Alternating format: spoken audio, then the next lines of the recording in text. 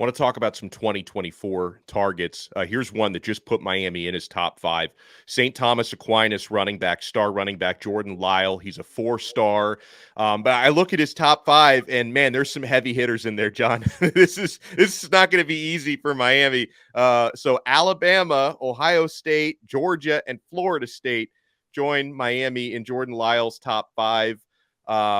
Where do you think Miami might stand here? And, second part of that, if they can find a way to make this happen with Lyle, I mean, how could he complement a guy like Chris Wheatley-Humphrey if they come in the same class? Yeah, that's a good question. I think this has been one that time has favored Miami for. At the end of the state championship run at St. Thomas last year into the new year, the buzz was really elsewhere. From Florida State, Penn State had buzz at one point. Was surprised to see them not make his top 5. Got up to Ohio State in March, but took a trip back to Coral Gables, back home in April, that really started to change things. He was able to watch spring practice and get a feel for just the turnover that is going down on this roster. Because if you look at all the other teams in his top group, you could tell, hey, structure, stability, winning, those are going to be elements that Jordan considers ahead of a decision. The good news for Miami, he got a great impression this spring and feels like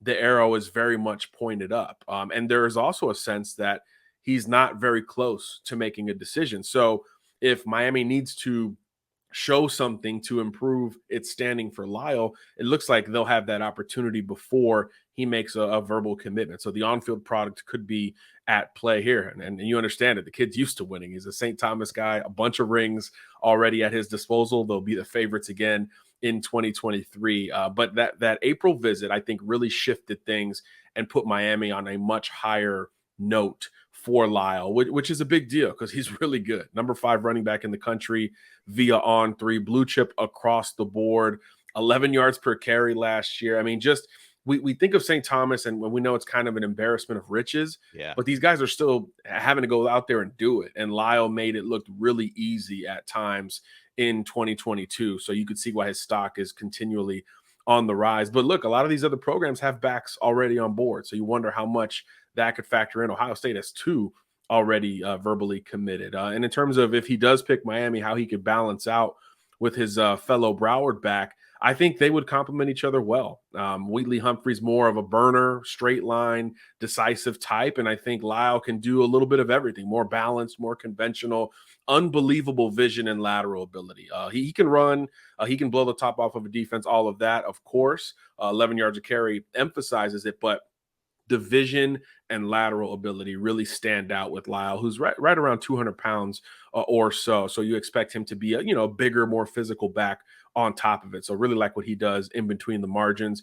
Obviously, that would translate very well in a spread scheme like with what Miami's going to operate with under Shannon Dawson. So I do think they would complement each other. And it'd be 2 cycles in a row now that, again, this theme of keeping guys home would really be emphasized at the running back position in particular. It would be, the number 3 and number 4 straight Broward County guy at the position as well, following the 2023 signees Fletcher there and Chris Johnson from Dillard.